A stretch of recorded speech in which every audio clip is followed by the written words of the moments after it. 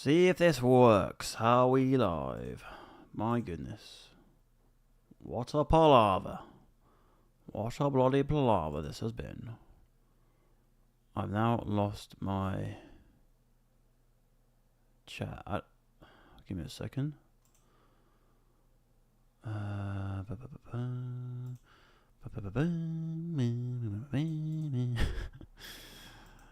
don't know what's happened. I was about to go bloody live and things have just signed out on themselves. Right, hold on. So I need my chat. Give me 1 second. Give me 1 moment just to pop out the chat and then I can get that on here as well. It's actually deleted my source, so that's handy. It's deleted my chat source, so give me 1 sec and then I'll be right here if I can actually type. I don't have a control panel right now because again it signed me out and I don't know why.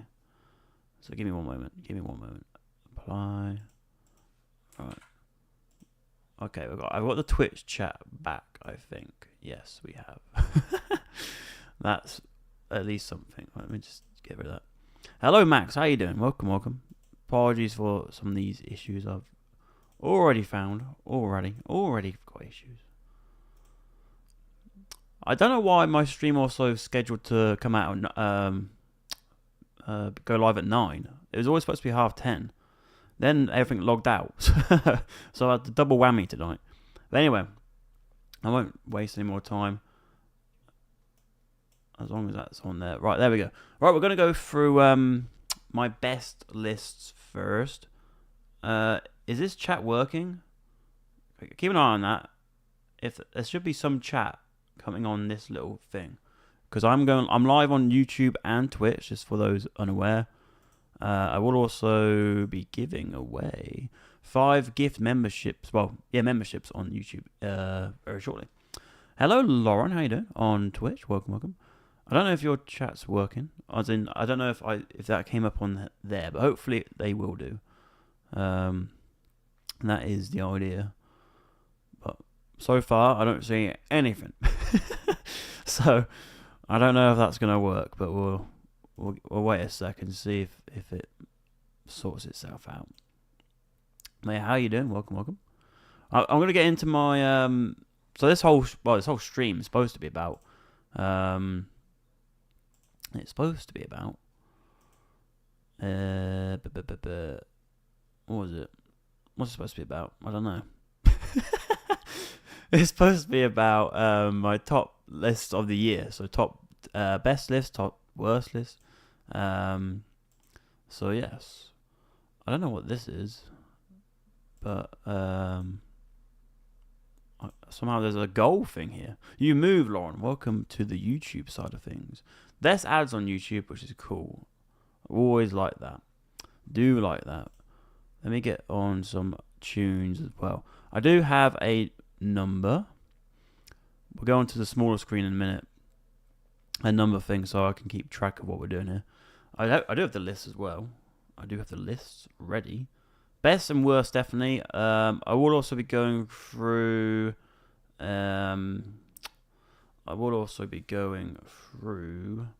My most anticipated list as well. If I can just get the list up.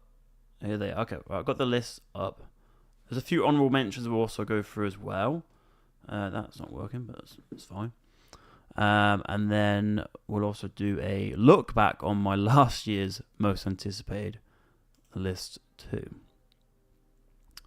So there we go. Hello, The View with Drew. Hello, Drew.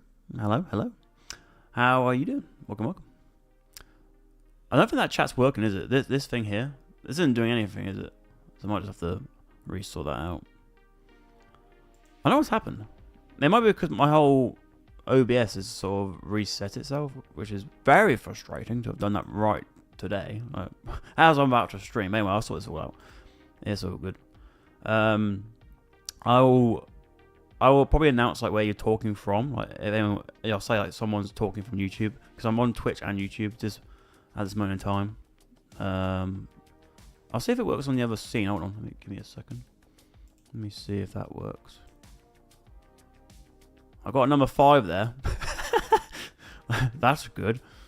Yeah, nothing's working here, is it? Okay, I might just get rid of that. Oh, actually, I'll refresh it, see if that does anything. I'll refresh it. Okay, I see it. I see chat. That's a good sign. So something is in there. This is whether it's connected to my actual channels. I'm doing great. I saw Sonic 3 yesterday. What do you think of Sonic 3? That's my most recent review. I got that out the other day. Appreciate those who have watched it. But yeah, I have positive thoughts of that film. What we're gonna do? Let me think. Hold on. Let me add I'm gonna add another text source quickly, just because I was going through quite a few lists here. I'll just put in another thing as well, which will be, so we're going to start with the best list, okay? I think best is good, right? Oh, bloody, we don't need it that big. We don't need it that big, jeez. We don't need it that big. That's a bit too big. I'll give it an outline, though, because it's going to need one. Give it a quick outline. Okie doke, that'll do. That will do. Alright. I'll put it right there. That'll do there, won't it? Right. So we're going to do the best list. Anyway, I'll go back on the big screen for a sec while I get that up. Get that all ready to go. But yes, these will be my top. So I'm going to do top 5, as you might realise, of the top with the 5 number there.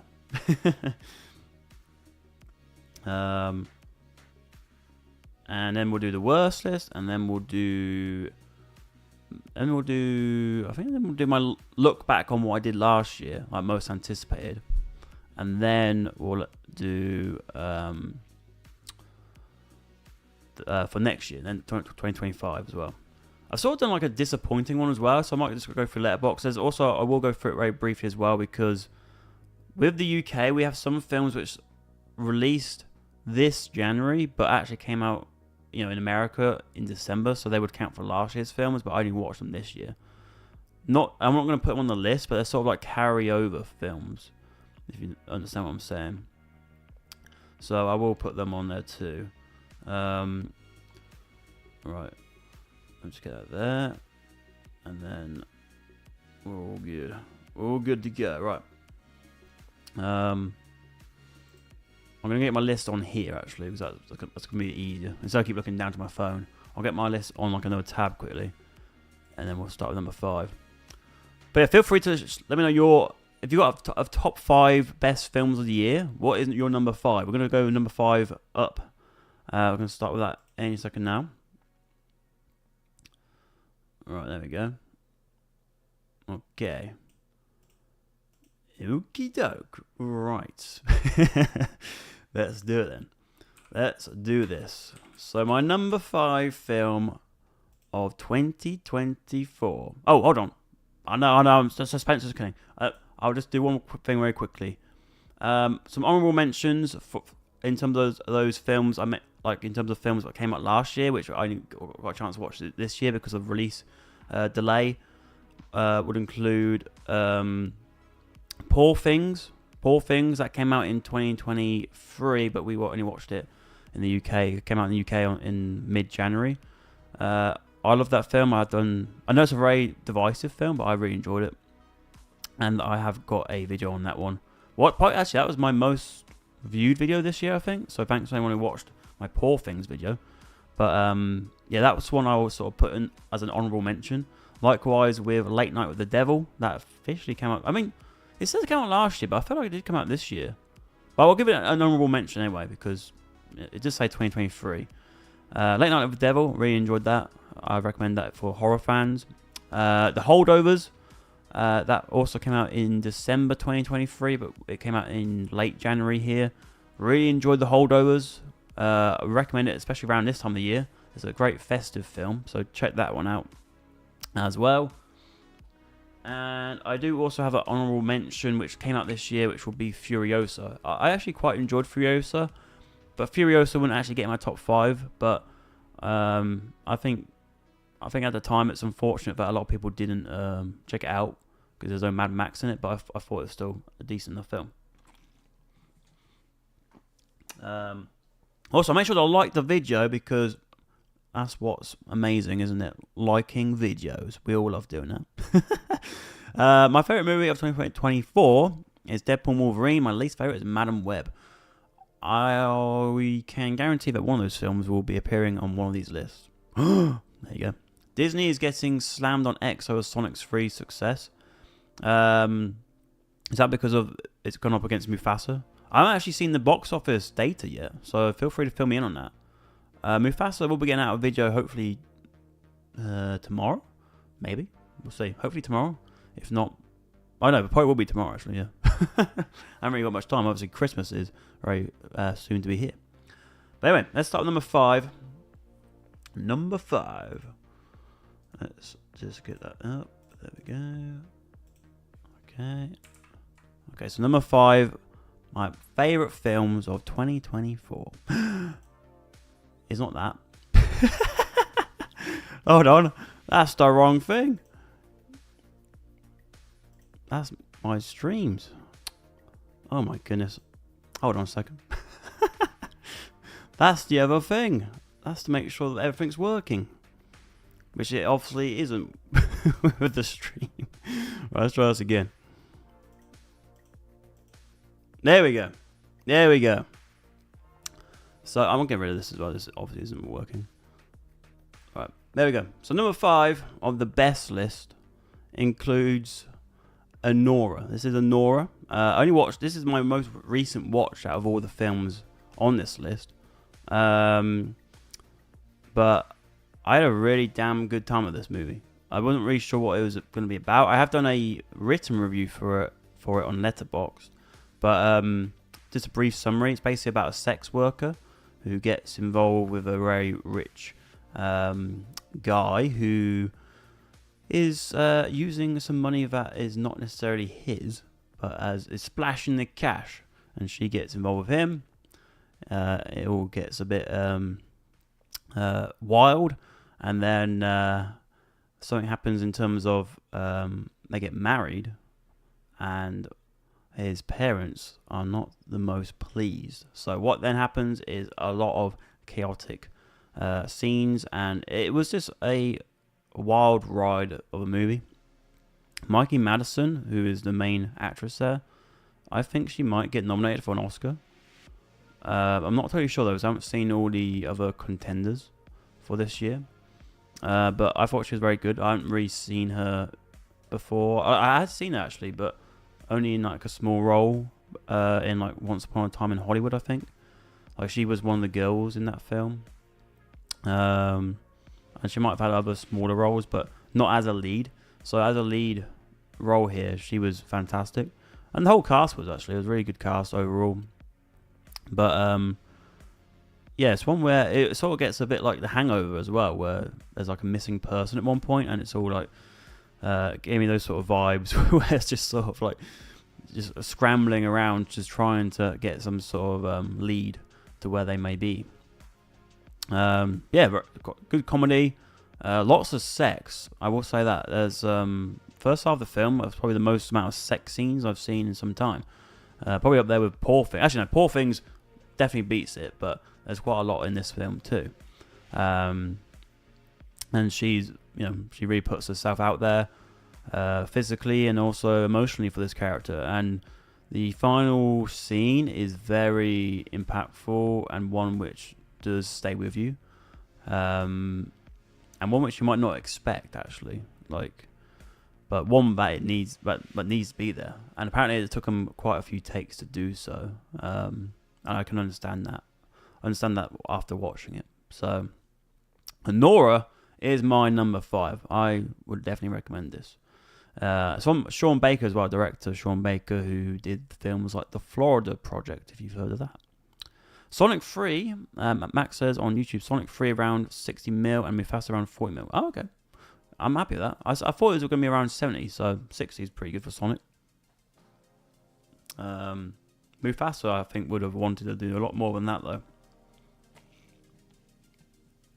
It's difficult really to predict for Mufasa because obviously the Lion King live action remake, or whatever you want to call it, that did very well, but that was the Lion King. This is Mufasa, which a lot of people will look at it and think, do I really need to see that?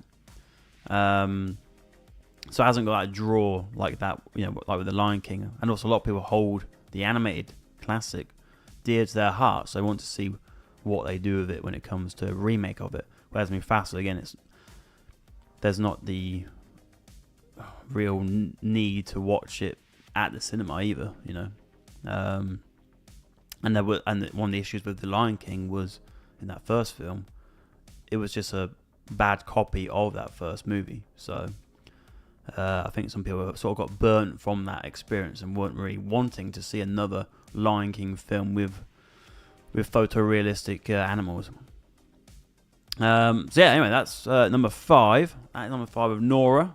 You can watch it now. I think it is on digital, so have a look for it if you like. It might be on streaming at some point soon as well, but I think you can buy it or rent it at this moment in time. So that's a Nora. At number 5, let's now get to number 4. Number 4. I've had to move a few things around with this one. Like this list is sort of some have gone here, some have gone there. Like 4, 5, 3. But I'm kind of set on this, I think. So let's get the next one. Where are we? Okay, let's get a good image for this. Sorry, it wasn't the most slick graphics of this, but at the end of the day, it's just a list. So hopefully, it gets across the whole point. My best and worst list. But anyway, so number 4 on the best list is Wicked, which I was very surprised. Let me also change that to A4. Is Wicked, yeah. Which might, yeah. I didn't expect this to get on my favorite list at all. Not even in the top 10, really, when the year started. But I was pleasantly surprised at this movie. The trailer didn't really do much for me. I just thought, okay, it's a musical. It's got some, it's got Cynthia Erivo, who I knew she was a good actress, but I wasn't sure on her singing voice. So that was again a bit of a shock for me. I didn't realize how good of a vocalist she was. And Ariana Grande, and I was like, well, what's she done recently? I know, again, she's a good singer, but can she bring it when it comes to the acting? But fair play, they both bring their A game in all aspects, and the songs. I never watched a Wicked show on stage, but now it makes you want to watch it because the music is fantastic. Steven Schwartz, obviously it can't be nominated for best score or any awards for Oscars, etc. because it is from Broadway, so it can't get nominated for those categories of songs. But the songs are amazing. As I said in my video for it, there's about 6 songs, which very easily could be your favourite one.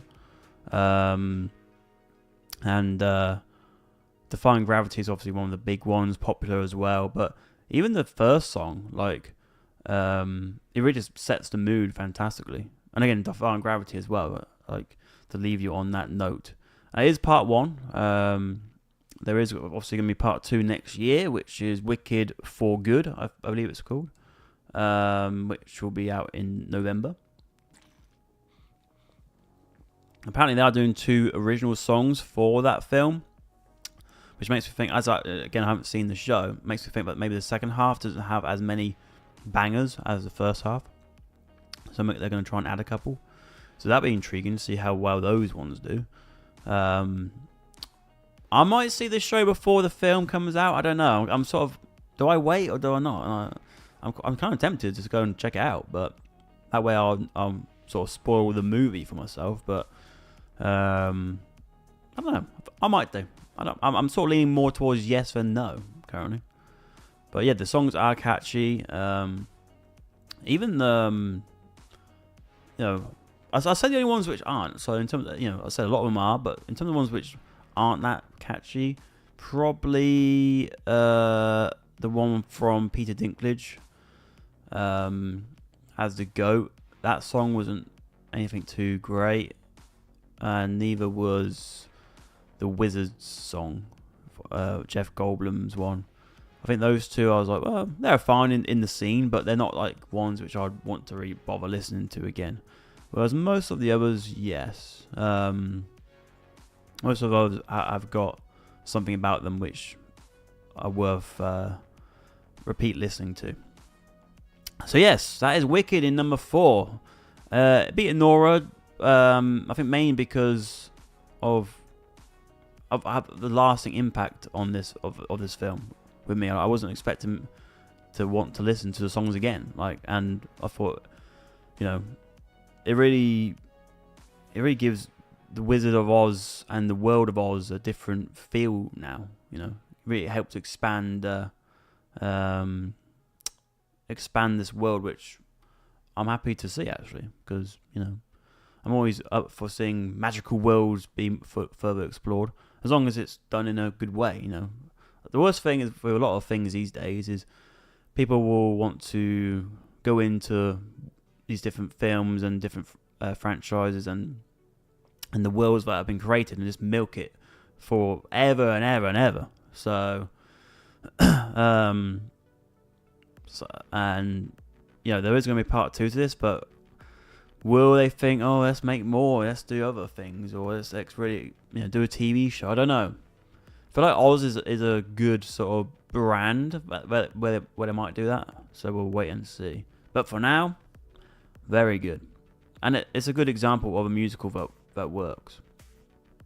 I don't get also some people not liking the film because there's too much music in it. It's like, oh yeah, I watched Wicked the other day. There's a lot of music in it. It's like, well, it's like watching a boxing match saying, there's a lot of punches being thrown in there. I was like, well, you know what you're watching, don't you?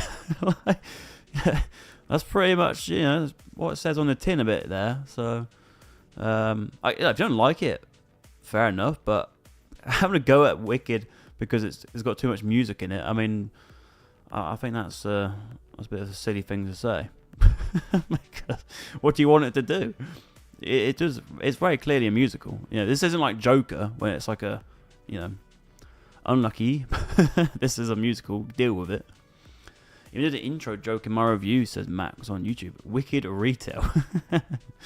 Well, the thing is, I think a lot of people, not just myself, weren't expecting to really like this film as much because, I know probably those who are fans of musical probably, were looking forward to this, but I'm sort of on the fence. I like them, but I'm not glowing for them.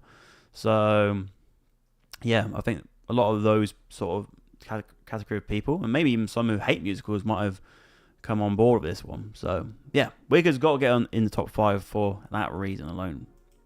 So there's number 4, Wicked. What's next? What is next? What is next? Let's get the next one up. We're now into the top 3. This is tough. This is where it started to get a little bit like, ooh, what do I do? What do I do here? Some of them moved, some of them didn't, So, anyway. Let's do it. So, number 3 is the one and only Conclave. Conclave is number 3. I don't know why this keeps opening over there, but anyway. Number 3, Conclave. I watched this one at the London Film Festival and had a great time with it. It was my favourite one of the 3 I watched. I watched Conclave, Blitz, and We Live in Time. And this one was easily the best one. Ralph Fiennes, I am hearing he is getting Oscar buzz for his lead role here, and I think he probably will get nominated. Whether he wins, though, will be interesting to see. But he's never won an Oscar before, so for an actor as renowned as Ralph Fiennes to have never won an Oscar, maybe that will be in his favour. Because a lot of the time the Academy do like to give Oscars to those who haven't got an Oscar yet, like like Gary Oldman, for example, and in the past, like those who've been around for a while, had a good career, and it's sort of like a way of just okay, well, finally we'll give you an Oscar. And if there's someone younger in the category, they might think, well, they might be around for a bit longer, so they'll have a chance to get an Oscar later down the line. But yeah, so he could win for that sort of feeling towards him, but he puts in a really good performance, no doubt. I could see someone else winning though, just because of the intensity of the role compared to this. This isn't like a fully intense role, but it's really solid. Likewise, Stanley Tucci as supporting as well. I really like Stanley Tucci. I think anyone mentions Stanley Tucci, they always like, oh yeah, I like Stanley Tucci. It's like, seems like the response you always get if you talk about him. But the cast sort of over, across the board again, were really solid. A lot funnier than I expected. Like the trailer, I did see the trailer before I watched it, and I thought, is this a drama?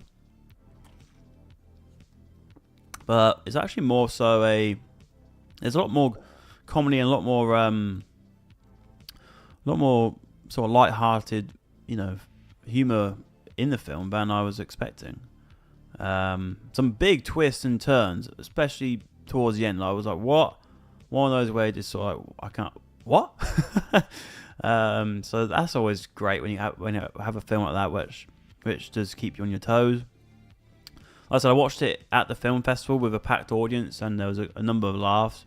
That always does help as well. I always like watching a film that makes you laugh with an audience. Just that room, you get that sort of you get that feeling in the room when everyone's enjoying it. So yeah, Conclave, really enjoyed this film. Definitely check it out. Max on YouTube says, I haven't seen Conclave, but seen lots of ads for it. Might watch it on Fire Stick. I would definitely check out. I mean, it's I don't know if it's on anything though. Is it? I mean, I'm not sure if it's. I think it's still. I'm trying to think when it came out in the cinema. It came out in the cinemas here officially on start of November, I think. So I don't know if it might actually be on a official streaming service by now. Possibly, I'm not sure, but give it a watch. I would say it's definitely worth your time.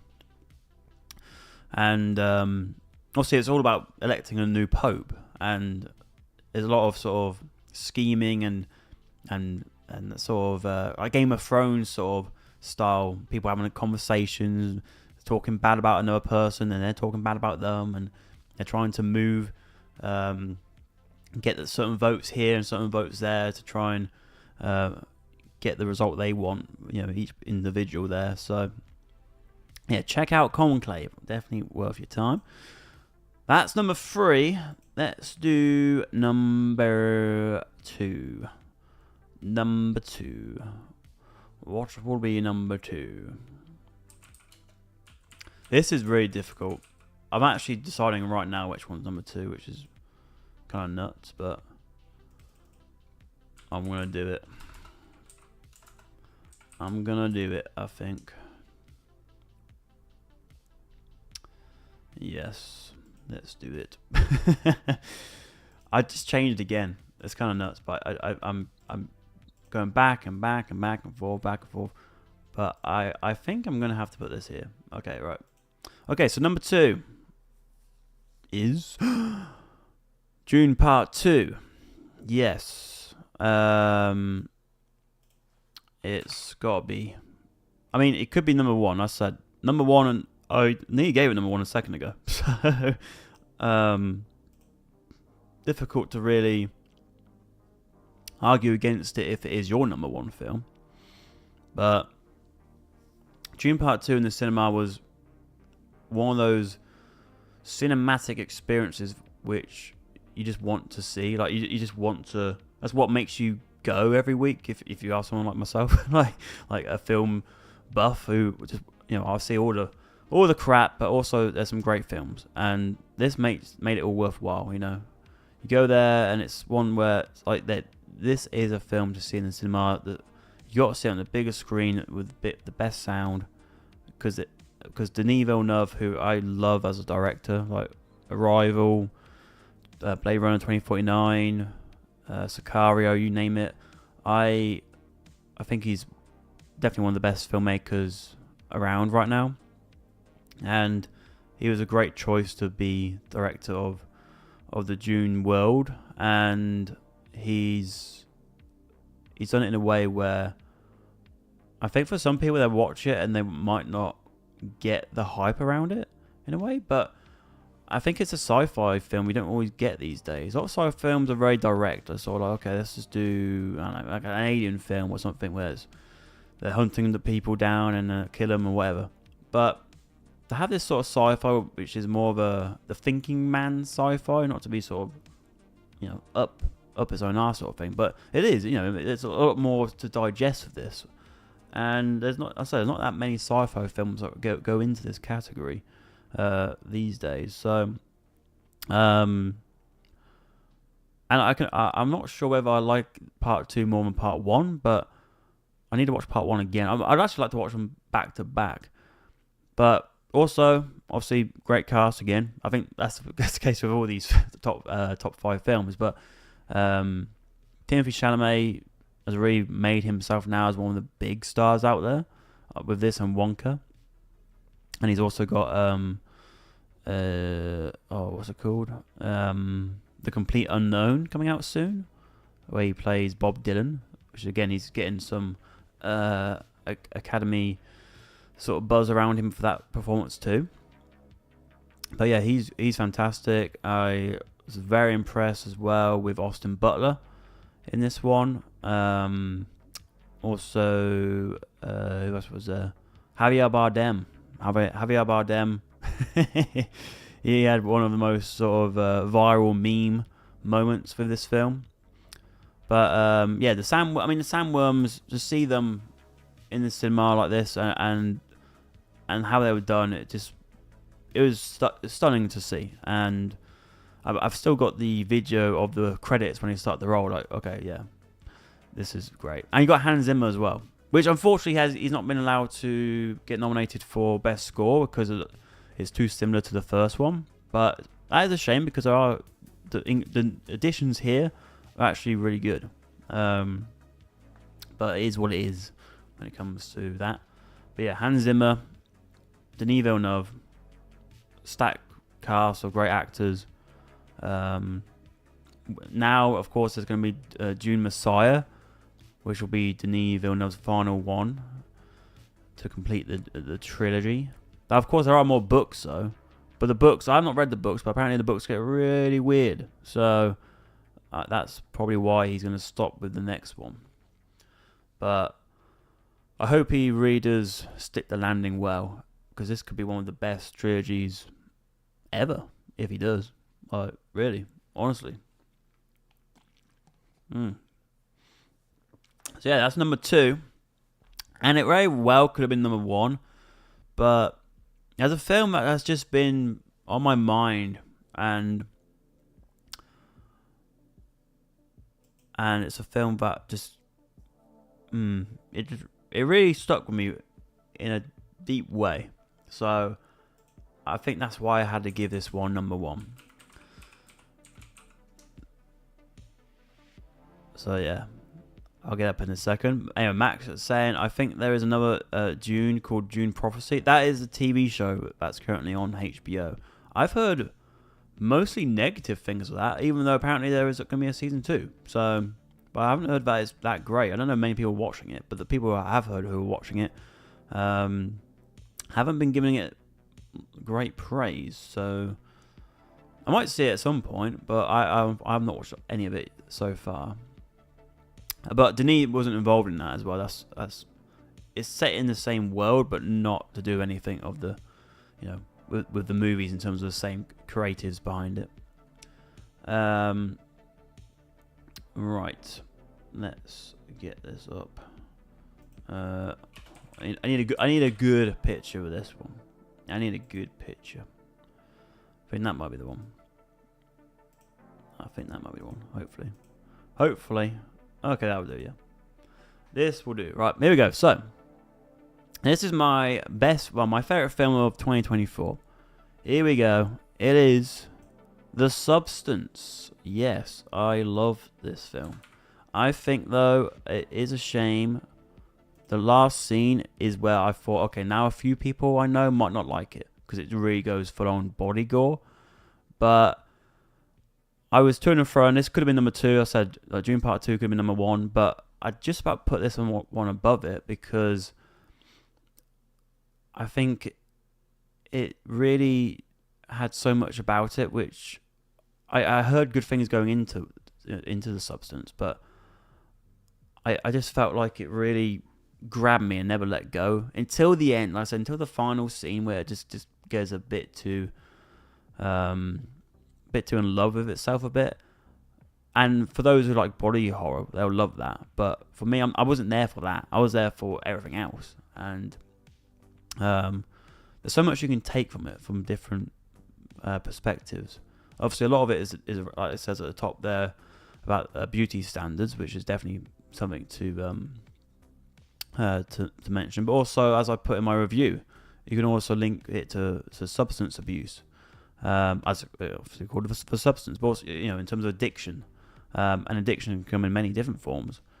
But that scene where she's getting ready was probably one of the best scenes of the year. It's very relatable for a lot of people. Demi Moore and Margaret Qualley, just so good together. And yeah, I just hope this gets the recognition it deserves, because I think a lot of people have sort of palmed it off as not being shouldn't be anywhere near the top films of the year, but some of those people have actually not even seen it. So it's like, well, at least give it a go if you're gonna say that. They just say, oh, it's a horror film. Horror films don't do that. But it is horror, but it is obviously a body horror, but it's just a very very intense and I'm trying to think of the word, but it's a very intense and a gripping drama about this individual at a stage of her life where, again, you want to sort of answer the same questions, but you're not sure how you would, but you're going to happily watch how she does it, and see it all the results for its glory as well. There are some imagery of that won't probably leave the mind ever from this film. But yes, The Substance, for me, that was my favourite movie of the year. Really did enjoy it. Max on YouTube says The Substance, in my opinion, is one of the most creative body horror films I've seen in a long time. Exactly. And the thing is, I'm not really even into body horror that much, but I always say body horror, I say of any horror element of any kind, really. If they use it in a great way that makes sense for the story, then go for it. Like, like the Saw films, for example, like a lot of them, they're just blood and guts and whatever else, and not just Saw films, but films like this are just gore for the sake of gore. I'm not really that bored about as much, because that's just what it is. It's just sort of just to be just to grab your attention. But for this was tied into the story perfectly and made sense for it to be as graphic as it was. And again, I was saying about with Nora, putting your body on the line and really committing to the role. Demi Moore and Margaret Qualley do that as well. They really strip all the way down and show this character for all their flaws, and but you still feel sympathy for them because of the situation she's been put in.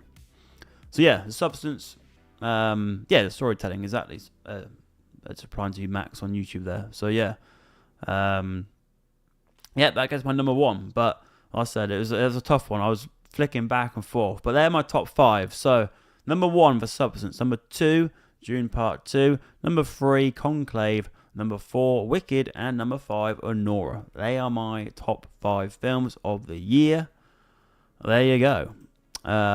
Feel free to give me your top 5, whether that's in the chat or in the comments when this video is on demand, which it will be at some point, or when it's finished. So yeah, that's the worst list. Now let me get back to that actually. Now we're going to change things up a bit.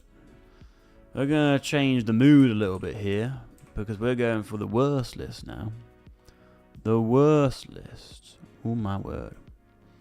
Should I put this there? Oh, no, I'll keep it there. Otherwise it's like one's up there, one's up. I know you can't really see it clearly because there's stuff in the background, but anyway, it's all good. It's all good. Yeah, worst list. And we're going to go back to number 5. Oh, hold on. It's got changed back to best. No, these films are the worst. They're fighting back here. No, worst list. Worst. Right. So we're going back to number 5. So let's see. There will be some honourable mentions as well. So let me just get them up too. Right. So worst list. I have a few honourable mentions. One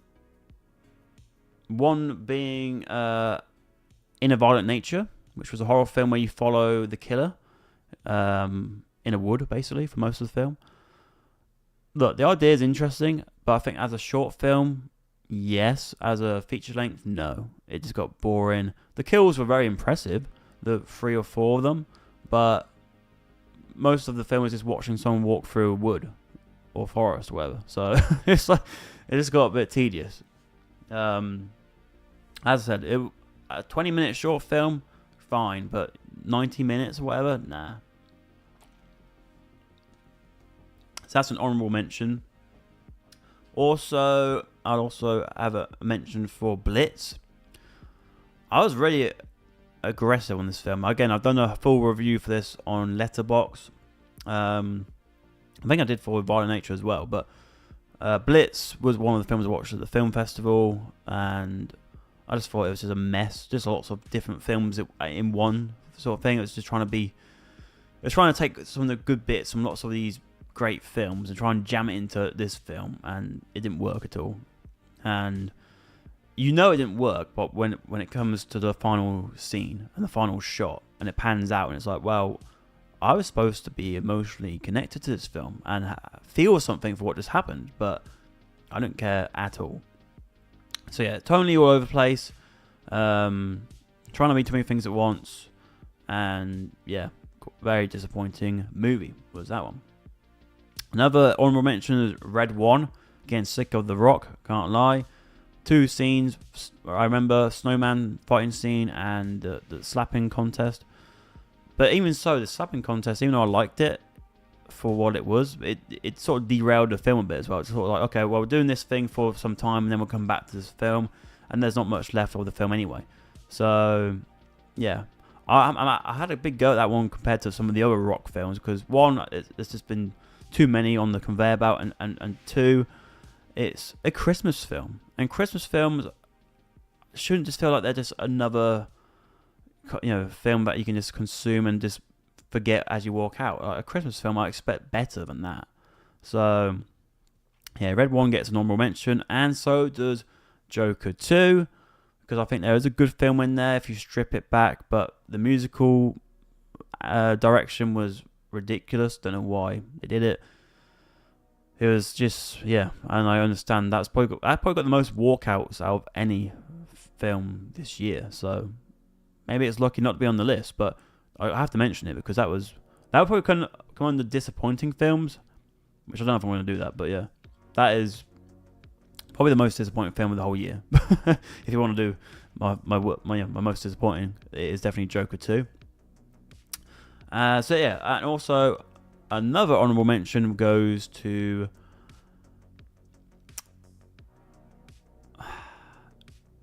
Borderlands. Yeah, it goes to Borderlands. I'm looking at my list right now. It could have made the list, but I'm gonna have to put another one there instead. But yeah, Borderlands was bloody awful. And again, that's a shame because I had played the first game.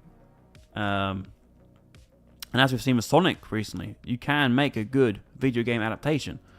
Borderlands, even from the trailer and the cast, you're like, this doesn't seem right. Cate Blanchett, Jamie Lee Curtis, Kevin Hart, Jack Black. I don't know about this. I'm not sure this is going to work. And it didn't. No, that was bad. And lucky not to be in the top 5. But I've sort of done like a top 10 here with these like 5 honourable mentions. But anyway, they're the honourable mentions. Let's get into number 5. Let's go into number 5, which might be a surprise, but it's actually it's this low and not higher up. This one, but there are actually films that were, in my opinion, worse than this crap. I know. Can you believe it? Right, here we go. Number 5 then of my top 5 worst films of 2024 is Madam Web. Yes, for a lot of people, Madam Web might be number 1 or number 2 or even number 3. But number 5 for me, it was really crap. Let's just get out of the way. Some of the lines in it were hilarious. And Dakota Johnson, fair play for sort of actually, saying those lines. Sydney Sweeney, she's quite fortunate, I guess, in a way, that this came out, and then also Anyone But You came out quite close together, which was what really set her off into the sort of limelight now. So, and then she also did that Nun film, didn't she, as well? But obviously Anyone But You really was great for her and Glenn Powell, but she is in this film, and she's playing like a schoolgirl, which is, a bit odd as well. It feels like she's maybe a little bit too old to play that. The villain was bloody terrible. The dubbing was crap as well at some points too. The final fight was embarrassing. The end of the film, I remember how it just sort of concludes like, oh my god, what? And it was just, I think Isabella Merced's in it as well, was in Alien Romulus and is also going to be in The Last of Us season 2. And she seems like a good actress as well. So there's actually quite some good talent in this movie, but it's just a bloody awful script. So yes, one of the films, of course, now of the dead Sony Spider-Man verse, whatever it's called, of the 6 films. This alongside Morbius, and the 3 Venom films, and also Craven. So yes, rubbish. The villain died to a Pepsi sign, says Max on YouTube. Yes, exactly, the Pepsi sign. Isn't it lovely we remember that? It worked. Now I want to drink a Pepsi. With great power comes great abilities.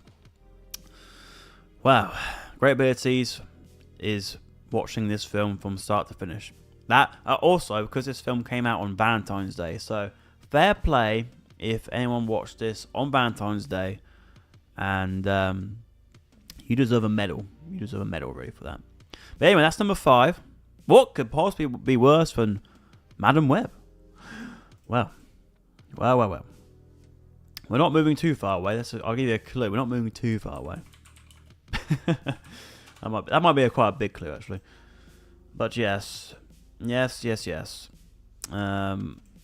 right. This is not a good picture, but anyway, we'll use it. It will do. It will do. So yes, number 4 is Kraven the Hunter. Now, some will put Kraven, probably not as bad as Madam Web, but for me, I just found it so tedious. And even, like I said, Madam Web I could have a bit of a laugh with. This one, it was just like, I just want to go. I just want to get out. I just want to... It felt more like a chore. It really felt like a chore. Again, there are some good actors in this too.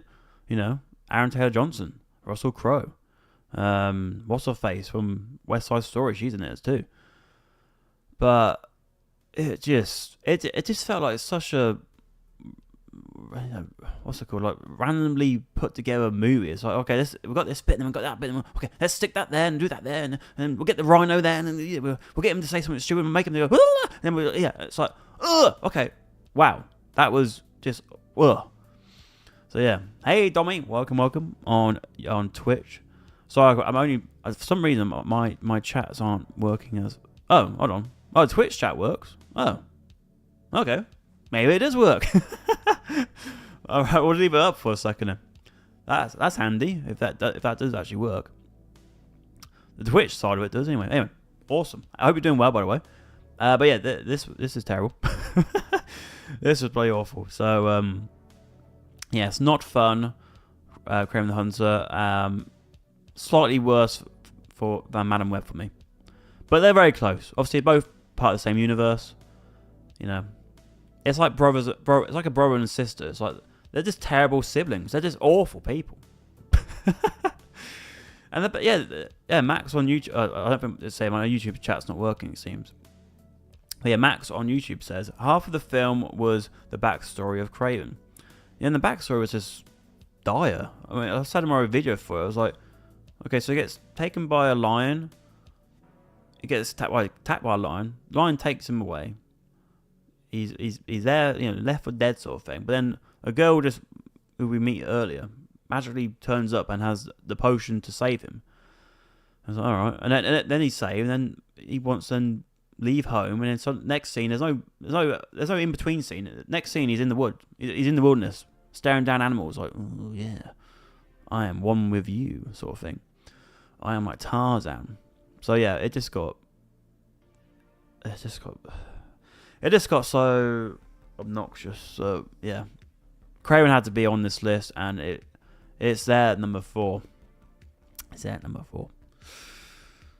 Let's now get to number 3.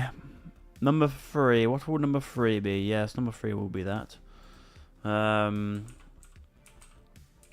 It's got to be this. I did see it.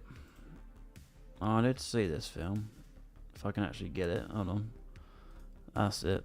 That's the picture we want, I think. No, it's not, is it? Hold on. Yeah, that'll do. That will do nicely. Okay, number 3 then is... Oh. That's great. I wanted the picture. There you go. Megalopolis. I don't know if anyone's seen this, but I have. I even went to... I went on the tube. It wasn't at my local cinema, so I had to go and travel to see it. I was like, okay. Well, actually, I travelled to see this because I was seeing 2 films that day. I was seeing this film, and then I was seeing The Substance. So it was worth the travel for The Substance. But before The Substance, I had to watch this. I didn't have to watch anything, but I watched this film. Francis Ford Coppola, of course, very famous for doing The Godfather. Financed this film himself, $120 million of his own money.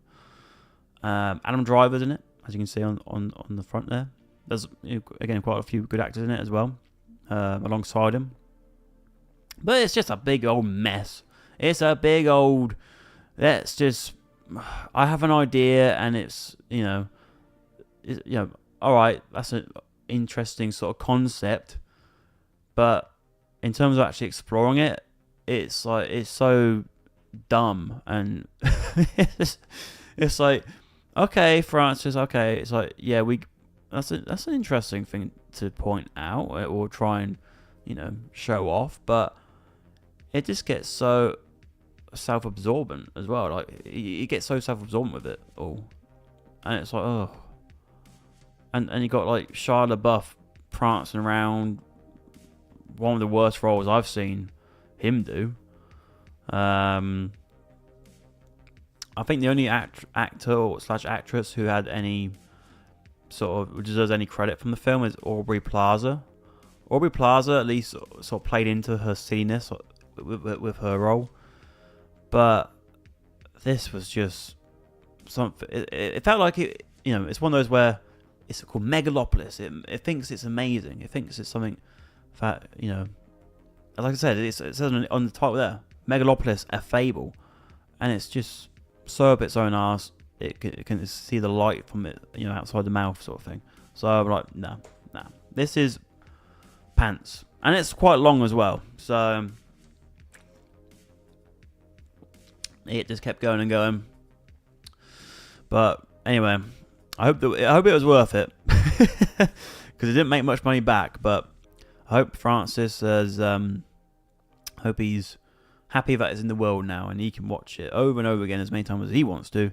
But I don't think many other people will be. Even though, for some reason, a few people have loved this film.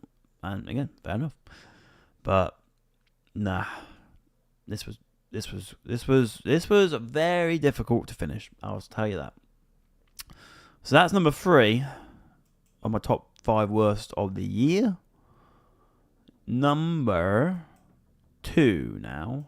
Number 2 is... Well, I'll give you a clue for number 2. Number 2 is a remake of an older film.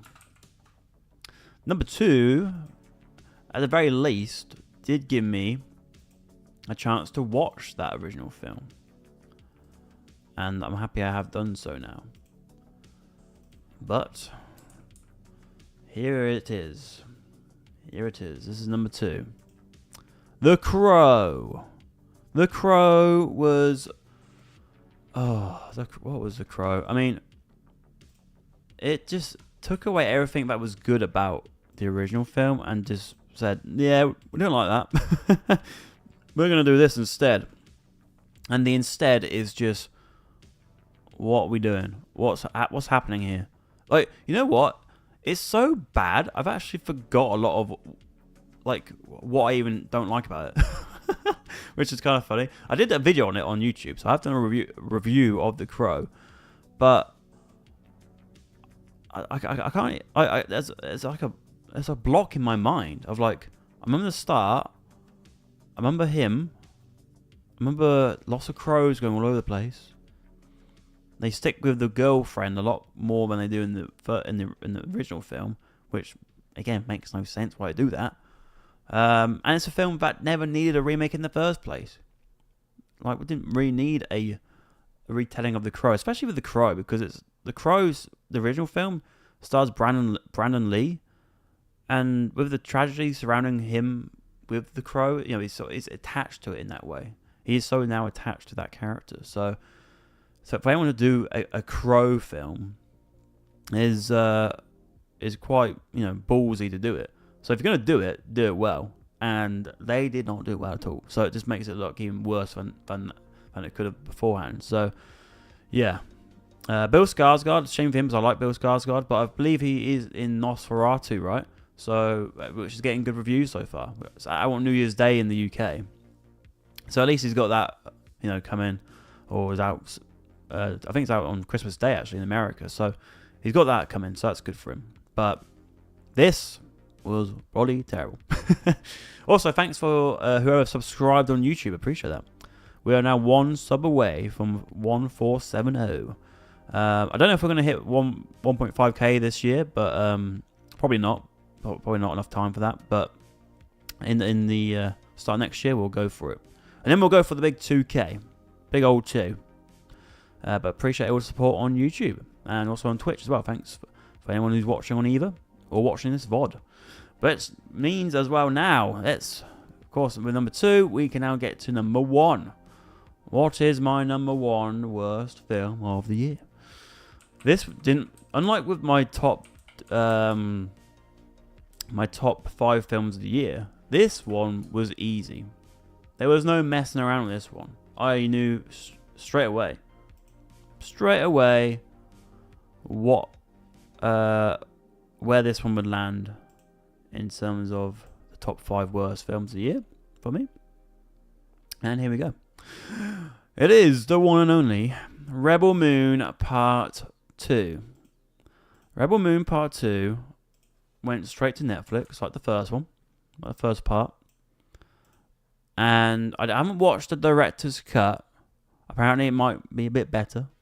But why the hell did I watch the director's cut of a film which I thought was absolutely the worst shite ever? It was so boring. Anthony Hopkins' like robot character was the only character I thought, okay, I don't mind you talking, like you're fine. But this was just such a, like, you know, trying to be like a Star Wars, like a Dune, like a lots of different mixture of different franchises, all in one. Zack Snyder's sort of ambition here, but it's all about bloody corn or something. It's just made you scratch your head. Then there's like a whole scene at one point where they're all just telling their backstories. Like, okay, it's like circle time at school. Okay, that you tell me your backstory. Oh, I did this. I know you tell me your backstory. Oh, I did this. It's like, oh my god, that's such a inventive way to tell, characters and their backstories. That did nothing. That did nothing for me. Some of these characters I believe did die. I don't know. I don't remember. I don't remember anything because I didn't care. I didn't care about anything that happened. So yes, and again, there's a few people I like here. In terms of the actors, I don't know what Anthony Hopkins is involved. What the hell is Anthony Hopkins doing? Anthony Hopkins was also involved with Transformers: The Last Night, I think. He sometimes gets attached to some real crap. But yes, I think Zack Snyder wanted to do more parts of Rebel Moon. Like, wanted to do like part 3, part 4, part 5. I'm not sure that's going to happen now. I'm pretty sure they might have already announced this. But yeah, I think it's going to end with this. But yeah, this is my worst film of the year. I'm very happy at least I watched it on Netflix. I didn't have to go and see it in the cinema. I mean, imagine seeing this in the cinema. Holy crap! I might have actually left. Well, I've never left any film in the cinema. I've always watched it till the end. I think, pretty sure. The only reason I'd ever have to leave would be if there's like an emergency I have to leave for some reason. But I don't think I don't think I've done that. So yeah, but this one, if this was in cinema, this could have been the first one. So yeah, that's my worst film of the year, Rebel Moon Part 2. So my top 5 worst films of the year go like this: Rebel Moon Part 2 in number 1. In number 2, we've got The Crow remake.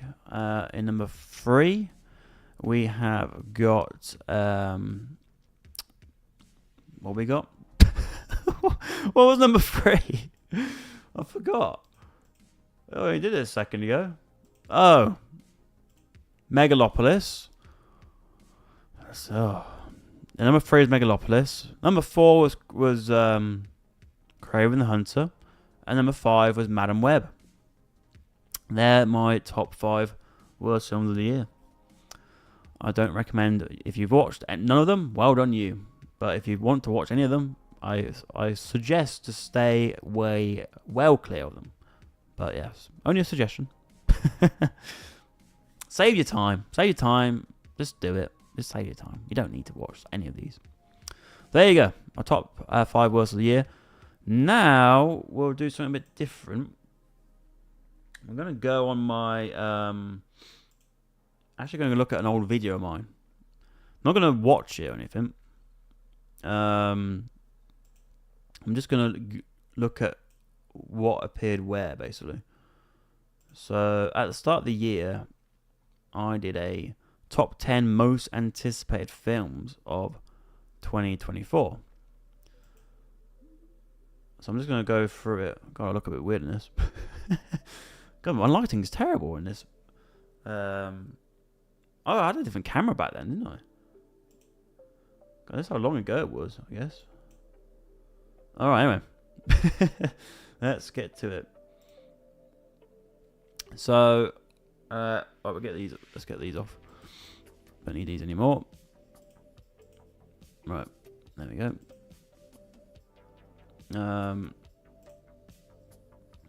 don't want to watch it. But anyway, so my top 10 most anticipated films of 2024. This is the video.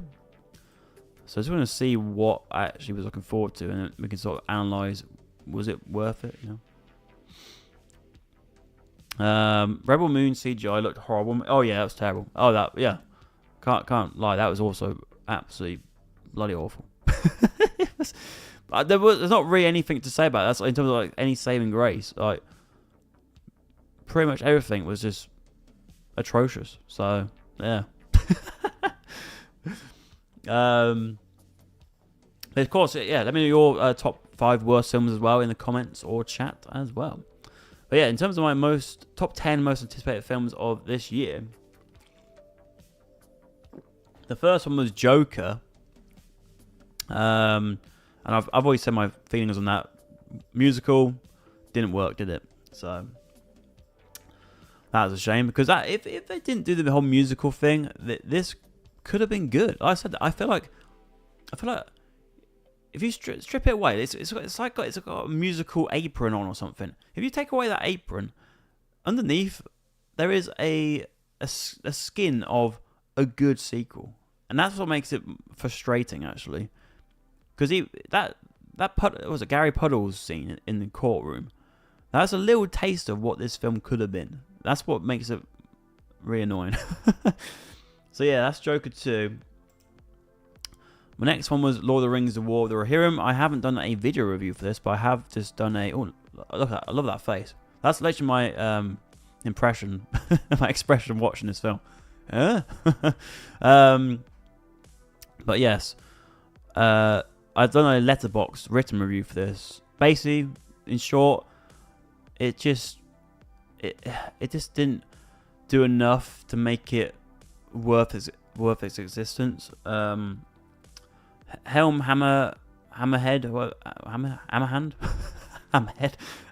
shark, innit?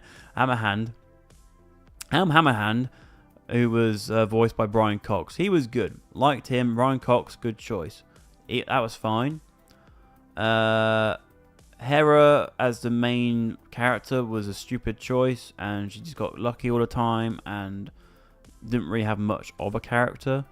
And then Wolf, who was the villain, these are like the main three characters here. He was just, yeah, he wanted to. He was seeking revenge, and that was it. That was his character. Every time he got a chance to maybe talk to a character, like there's a few of his men with him, but every time he'd talk, he'd be like, "No, I'm just gonna do it. I'm just gonna kill him. I'm just gonna do this. I want to." It just always say the same thing, and so the character will get become very one-dimensional. And there's some things in it where like with Hera and the woman with her, there's like an older woman who's like kicking ass of these guys. Like, what? I don't believe that. And then they're sort of jumping down these big cliffside sort of thing, like no fall damage or anything. But they're sort of more little nitpicks. But then I gotta say, even the animation, like I thought anime and Lord of the Rings would work well, because now I've actually read the books and that. I've had to create that image in my mind of the world. I feel like anime is a good format for that. But this anime wasn't actually that good. There's some good scenic shots of like Rohan and that, but in terms of the standard set of recent anime, like Attack on Titan and Demon Slayer, for example, like this looked a bit old school, unfortunately. And another reason as well is that this film was disappointing, was because again they tried to. At the end, they got to a point where it's like, okay, we're nearing the end now. Let's just throw in a few references to Lord of the Rings, like Saruman's even there, and they used voice lines from Christopher Lee, which I felt was a bit weird, really. There's only one line, I guess, but yeah.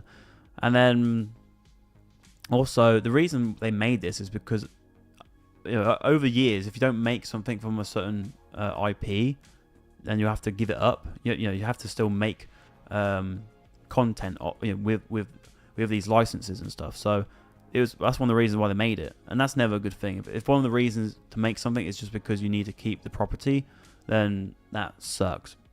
So yeah, big shame that actually, because any Lord of the Rings content, I'm like, okay, I'm intrigued, but this just was not worth it at all, unfortunately. Next one is, this one's interesting because Ballerina actually never came out. I see there's posters there. It's even saying 2023, but Ballerina is coming out this year. Coming up 2025. Finally, we do actually have more of a confirmation now. But Ana de Armas, I really like her as an actress. Obviously John Wick. I like every John Wick film. And to see a different, a spin-off movie now with her, I was intrigued to see that. So it's still anticipated now because it didn't come out. So I won't talk about it later. So I'm going to do my anticipated for next year. But I am looking forward to seeing how this one turns out. As it has been, I said, in the pipeline for some time now. So hopefully, maybe that extra time has given them enough, enough time then to smooth out any of the rough edges. Nosferatu. Oh, I will see it in a week or two. So, no, or just over a week. So I'll be able to tell you more about that then. It's still there. It's only obviously coming out on New Year's Day, so it's only just gonna miss out on being actually in this year. So, but yes, I will be seeing that. Maybe on New Year's Day. I don't know. It depends how hungover I am. Next one is Deadpool and Wolverine. I was very happy with that opening night. I still stand by my critiques for the film. I think it is one of those where if I watched it a second time, I'm not sure I'm going to enjoy it as much. I think now I've seen all the Easter eggs and all the references that are to come. Because when you go into it, like, oh, who could appear? All these characters are potentials. But now I know. It's like, well, I don't know if it's going to be as special with a second viewing. But the opening was great. Bye, bye, bye. That was superb. I'm not surprised it went viral on TikTok and everything. And yeah, there's some good action. There are some good moments. But the story is very lacking. And it just become very, very fan servicey. And I think it was just a bit too over the top in that sense. And so if I want to watch a Deadpool film again, I'd always watch the first one, because I think that one is just better. I always go for story over just general references and stuff like. But I would say, seeing Hugh Jackman back was worth it. But again, what's he going to do next? Is he going to be doing it till he's 90? Possibly. But Logan is still the best Wolverine film. I wasn't expecting this one to beat that, because Logan's quite special in that way. But yeah, like I said, it was a good time, but it's not one which I think would ever be. It was nowhere near my top films of the year. It just couldn't be. It just lacked so much in those few areas. But then it did, it still gave me enjoyment. So I will still say, it was worth seeing, and did end up being worthy of being on this video. Next was Kingdom of the Planet of the Apes. So the reason is because I really like that trilogy. This film was fine. I think as time's gone on now, since watching it, I think it's a beautiful film. Like Wes Ball, director, did really well with the look of it. Even that poster is a good glimpse of what it's like. But they are going to be doing. This is the start of another trilogy, so I'll be very interested to see how the second one is in this new trilogy. Because there were some really good moments here. But I completely accept people criticizing the film for sort of taking its time a bit too much. There's a lot of sort of dead air at times, some times where they could sort of cut a bit here, cut a bit off there, tighten it up a bit more. That's fair enough. And it wasn't, it hasn't done anything so far to get anywhere close to those first three films with Caesar. The characters just weren't strong enough, and there was obviously a lot of the shadow of Caesar sort of hanging over this too. So it works in the movie okay, but as a film it doesn't, unfortunately, as much. But I still think I gave it like a 3 stars, something like that. I still think it's 3.5. I think actually. I still think it's an above average film. I still think I still enjoyed it enough. Yeah, good escapism. Next one was Furiosa. I've already sort of mentioned that, but yeah, I did enjoy Furiosa. It didn't do very well financially. Not surprised for that, because there's no Mad Max here. That's a big no-no for a lot of people. They won't watch it. But Anya Taylor-Joy, I've always liked her. So, and Chris Hemsworth, probably one of the best Chris Hemsworth roles for him for some time. To be fair, actually, he did 2 good roles this year. This and also with voicing in Transformers 1. I thought he was pretty good in doing the voice work there too. What else we got? Gladiator 2. What a letdown. What a letdown. I've done, again, another one of my better performing videos, this one, with Gladiator 2. Really sort of gave it everything, all my thoughts there. But yeah, Ridley Scott, it's just quantity over quality, and trying to do the same story again, just not as good. And again, it just feels like I never had a feeling like we needed a Gladiator 2, and this was confirmation of that.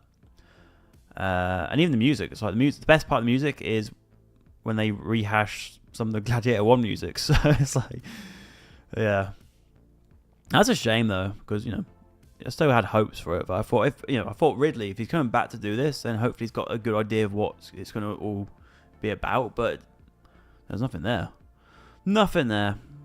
to get excited about. Next one we've got is Mickey 17, which again, a bit like Ballerina, ended up getting pushed back to 2025. So we'll be seeing that soon.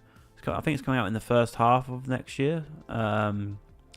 So yeah, still anticipated. I'm still obviously, I'm still wanting to see what this is all about. And there's now a full-on trailer, so we've got a bit more of an idea. But yeah, this will hopefully be worth the long wait.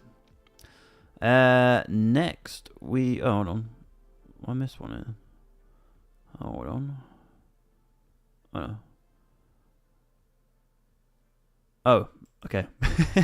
The winner is, yes. So I don't know if I'll do these next like this year. I've done like this stream for this, but maybe next year I'll go back to actually doing like a video for these three.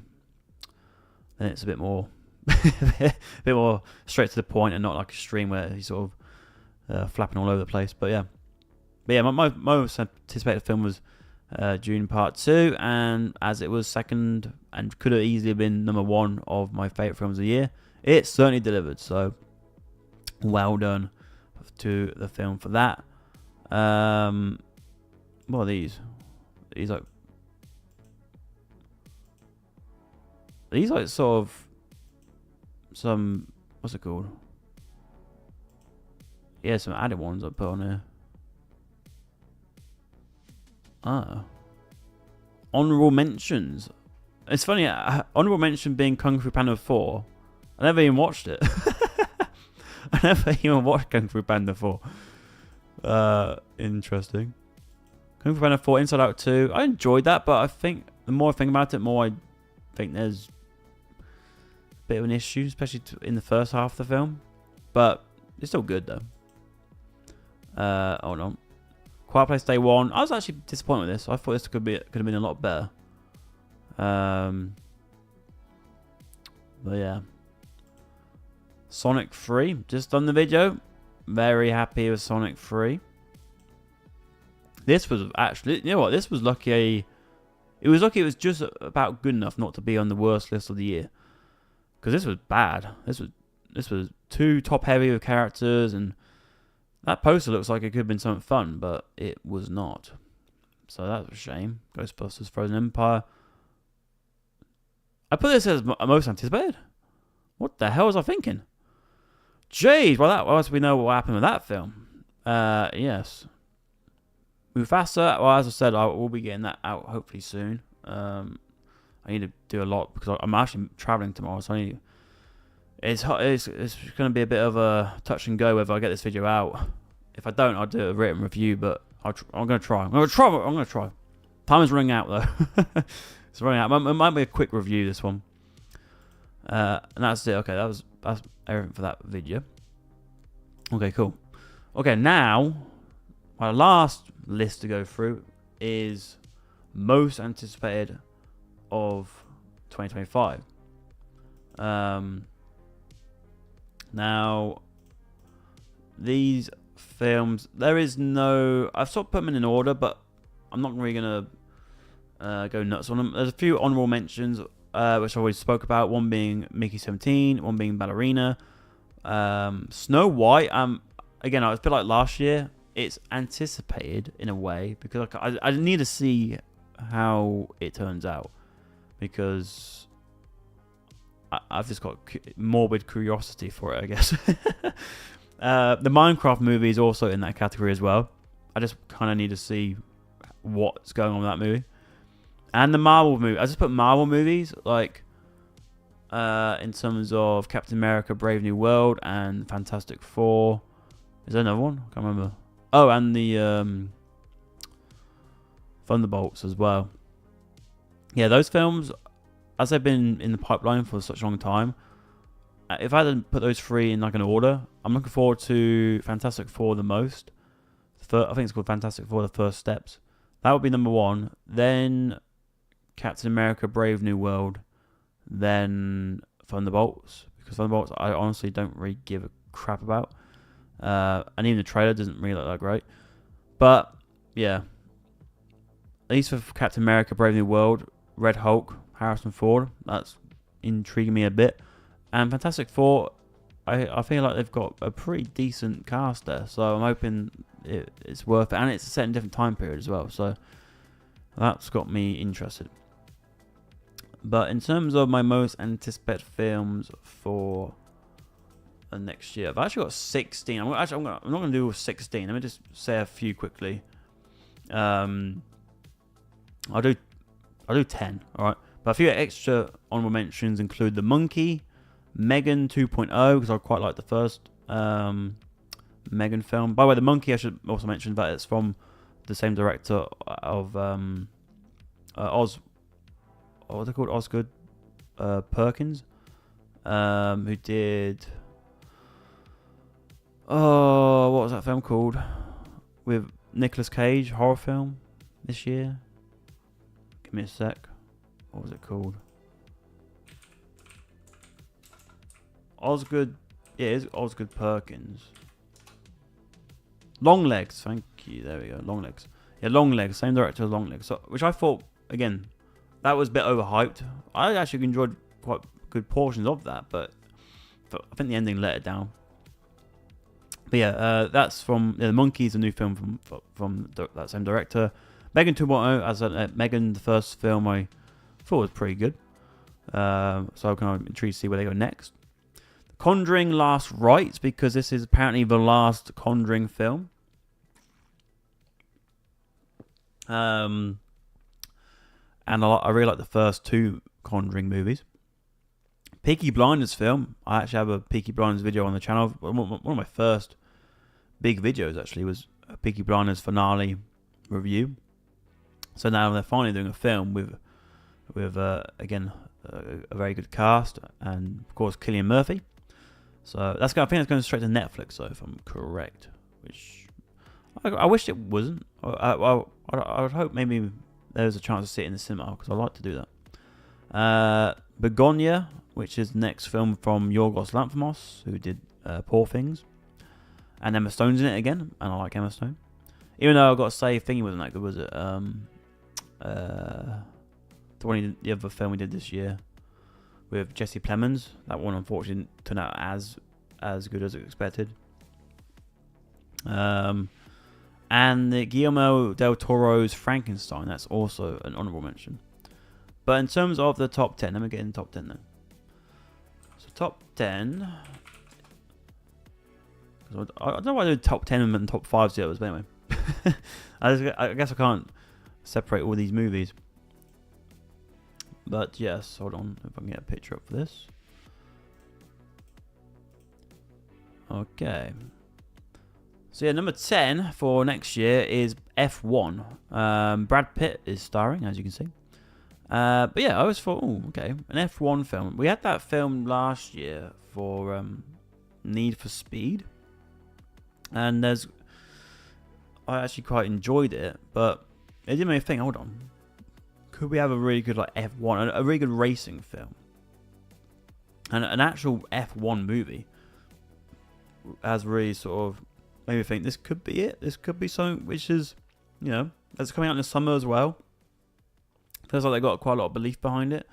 From Warner Brothers, and it's filmed for IMAX as well. So I'm very hopeful in this one, but I don't know enough about it to really give like an educated guess on how well this is going to be received, but I'm yeah, I think this could go one way or the other. I feel like in terms of this could be a complete flop, and it's just using the F1 branding, or it could just be a damn good time, damn good summer movie, which is what I'm hoping. I'm hoping it's for something like that sort of energy you get from Top Gun Maverick sort of feeling.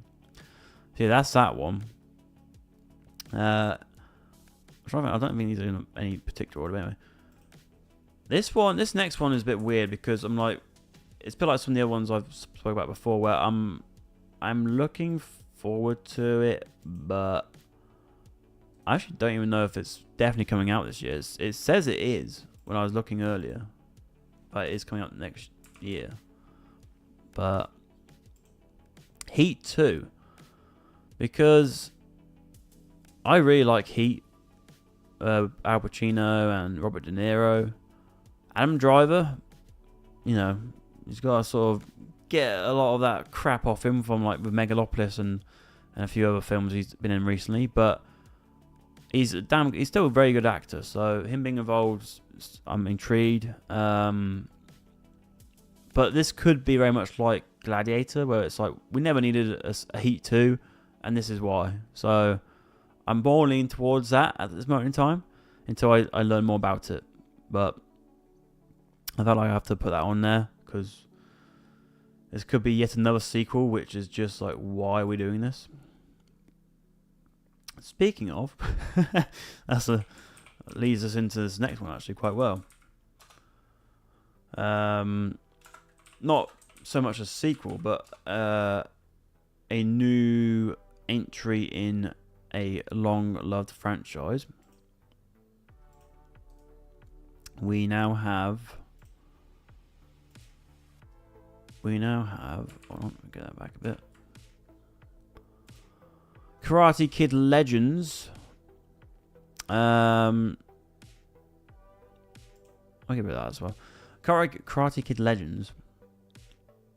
I hope this is great. Obviously, I like Cobra Kai. I like the Karate Kid films.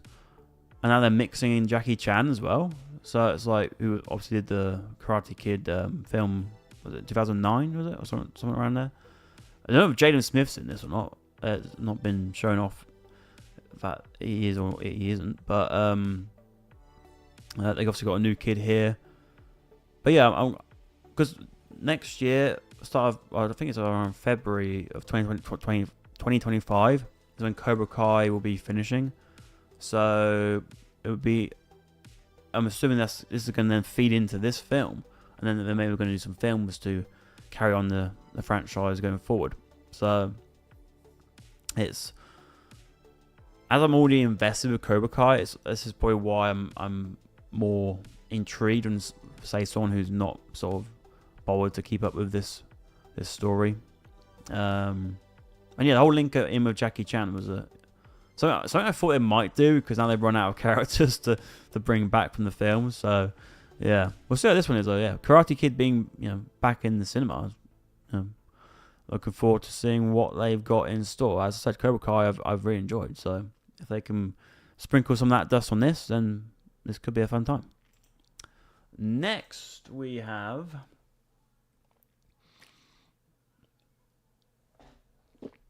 an animated film.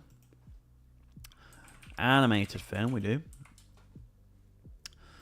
This next one is for, I don't think we actually got a poster properly for it, so I'm just gonna have to put this up.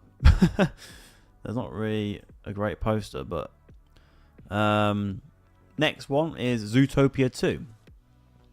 I really liked Zootopia, or Zootropolis as it is called over here for legal reasons. Yeah, I thought it was a really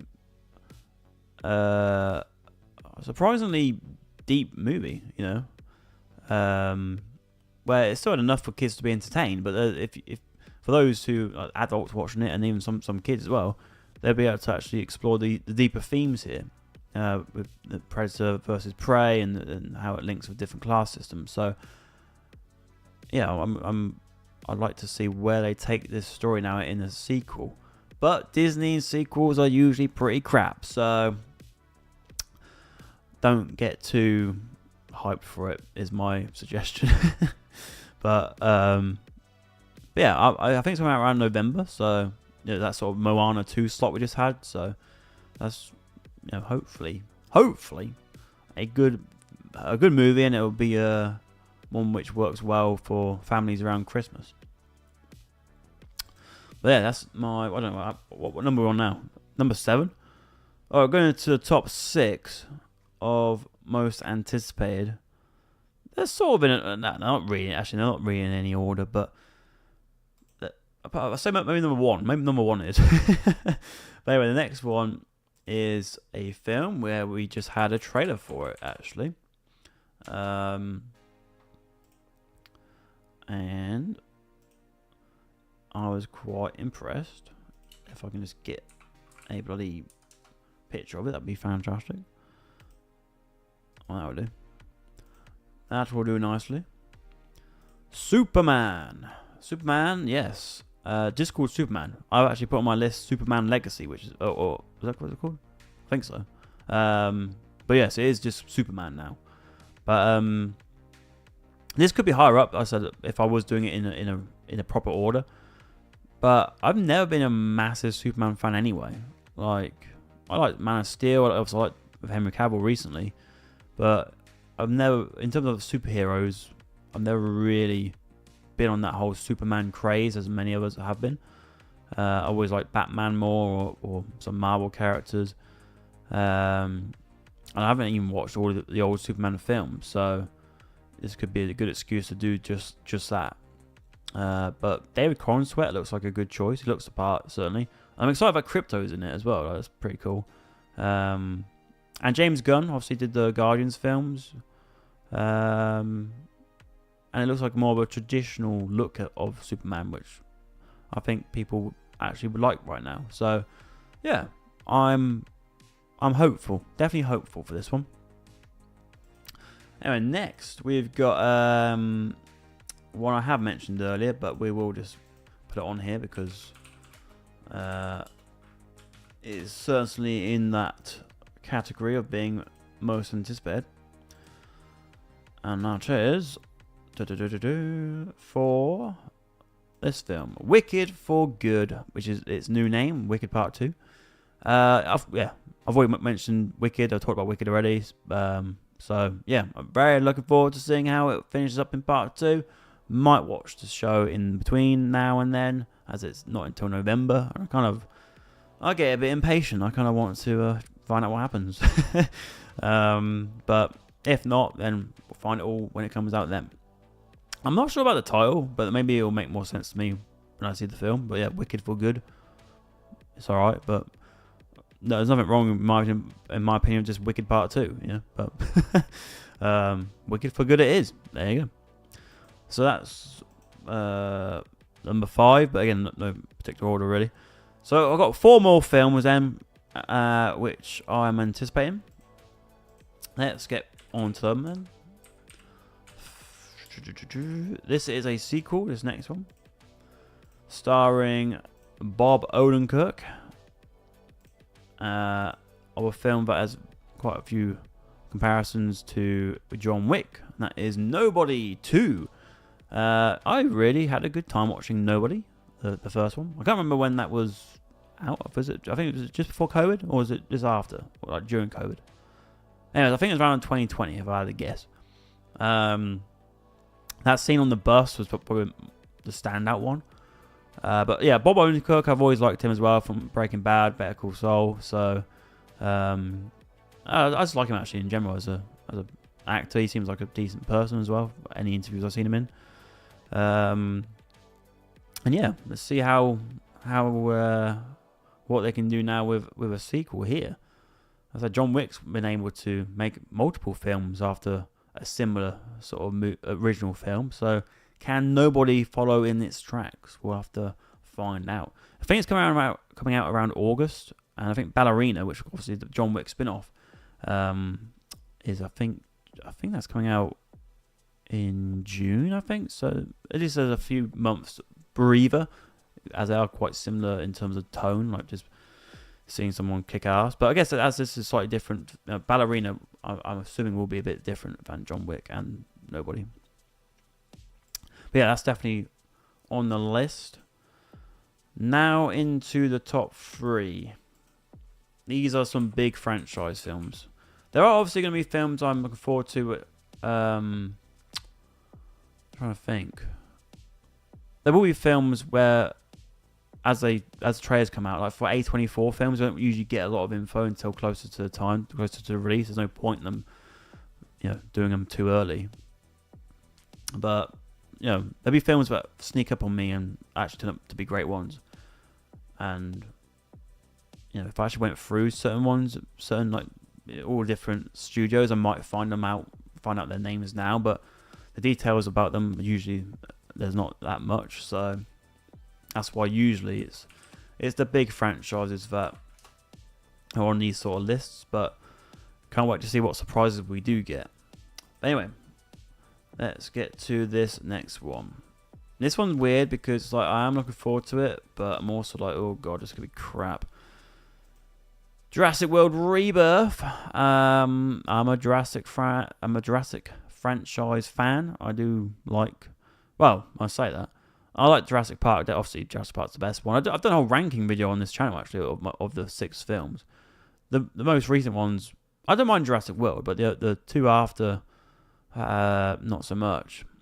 I actually really quite like Jurassic Park 3, even though a lot of people think that's the worst one of the first 3 films.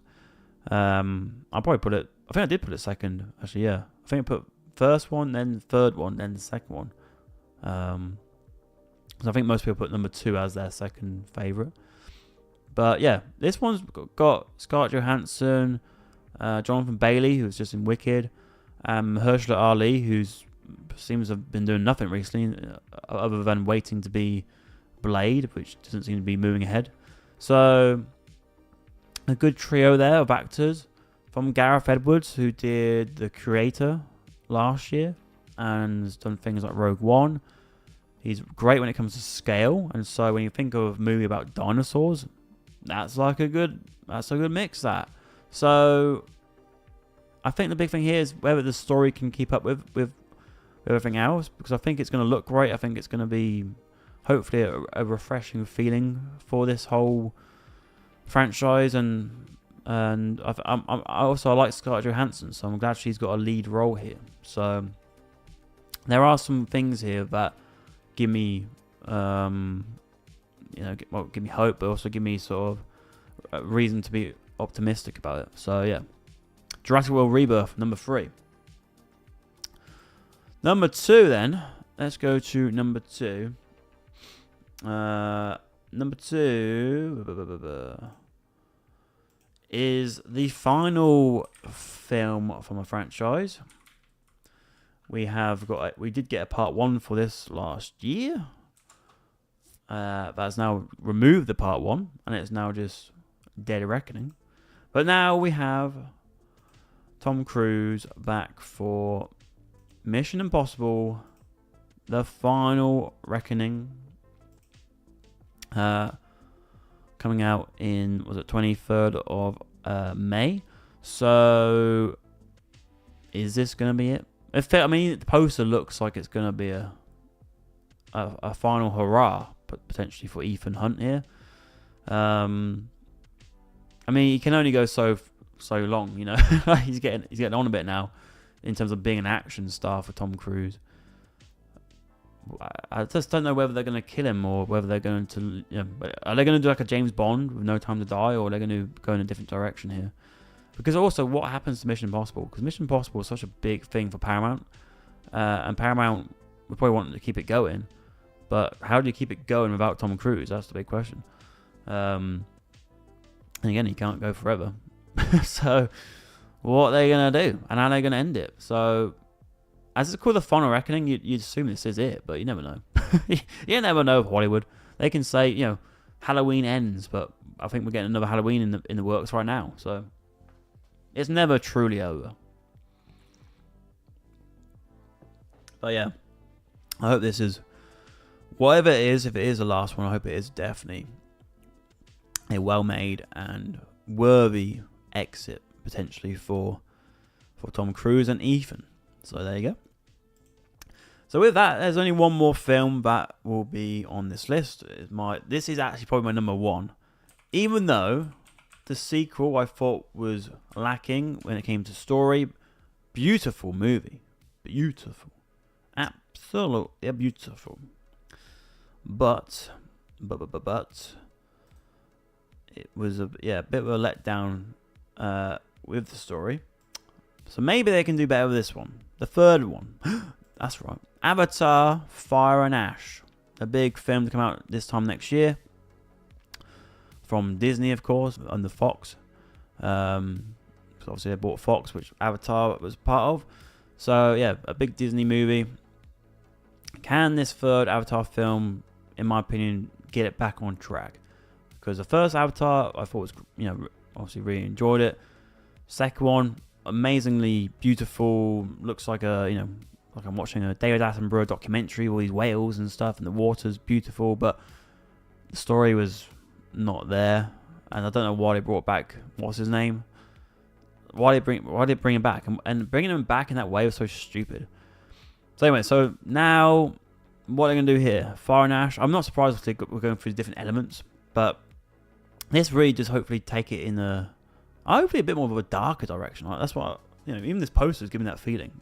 But yeah, to see the fire Na'vi, I'm assuming it's going to look amazing again. So I don't think it's ever going to be an issue in terms of the appearance. But can it get to that level of being a bloody good movie? Like, can it be a worthy third film? And then if it is, it's like, okay, this Avatar trilogy so far, because they are going to do 4 and 5, I think. Well, if this one's decent, then you can say, okay, first one's alright, second one's falters, but then at least it picks it up in the last one, sort of thing. As I do have a fourth and a fifth film coming, you're like, well, maybe are they going to start sort of laying a lot more of the groundwork for those next ones in this one? That's always the thing when you have so many films sort of planned ahead. It's like you can lose your focus on the here and now, and I feel like that could be a potential issue here with James Cameron. Like, he's so focused on the bigger picture, he doesn't think about the actual chapters and whether they're worth it. He's like, okay, this is going to be a great book, but does each chapter have enough going for it to really grab people? Because I think if this isn't good, this is going to be, you gotta think this is bad. Then, if this is worse than, say, the last one, we're going on a downwards trajectory there. So yeah, there's a lot of pressure on this one to be good. And Disney as well. They need as many wins as possible, because as I said, Snow White's out next year, which just looks for me like it's dead on arrival. The Marvel films, I'm not confident about any of them really. Star Wars hasn't got a film coming out until the year after, I think. So yeah, this is probably one of their big things. Like with Zootopia 2, like end of the year, can Disney smash out the park? That's the thing. I have to wait and see. But yeah, there you go. There's my list on this stream. If you're so I'll leave this up on my YouTube channel so people can find it. I wish there was a way. This would be so cool if there was a way where for the VOD I could actually cut out all the dead air of me talking waffle and getting any text issues sorted out. But if I wanted to do that, I'd have to download it and re-upload the whole video. But yeah, anyway, it's all here. So if anyone wants to watch it, maybe YouTube might be able to do timestamps on it, so it can go straight to when I do the lists. That'd be handy. If they don't do that, I might do that in the comments quickly. But yeah, thanks for those who tuned in tonight for it. I know it's a bit of a late one. But yeah, I'm gonna need 2 hours down. I wasn't expecting that. But yeah, thanks for watching. I will be back in the new year. Yes, I'll be back in the new year because I won't be here next. I'll be away. So back in the new year with some more videos and more streams on the Sunday night slot as usual. We'll get this multi-stream thing working a bit better, hopefully. I mean, the chat thing, tried to work it out, but it didn't do anything, did it? So, yeah, that's a bit annoying. But it's cool that at least on both platforms. That's always handy. But yeah, we'll sort it all out in the new year. Lots of plans for next year, so we're gonna try and knuckle down. I think that's the phrase. Knuckle down next year, because there's been some really good developments this year with the channel actually. So why not really push through these things? But yeah, thanks for watching. If you are new here, feel free to subscribe and like the video and all that sort of jazz. And I'll be back for another stream at the start of 2025. Happy New Year. Have a great Christmas. And I'll see you then.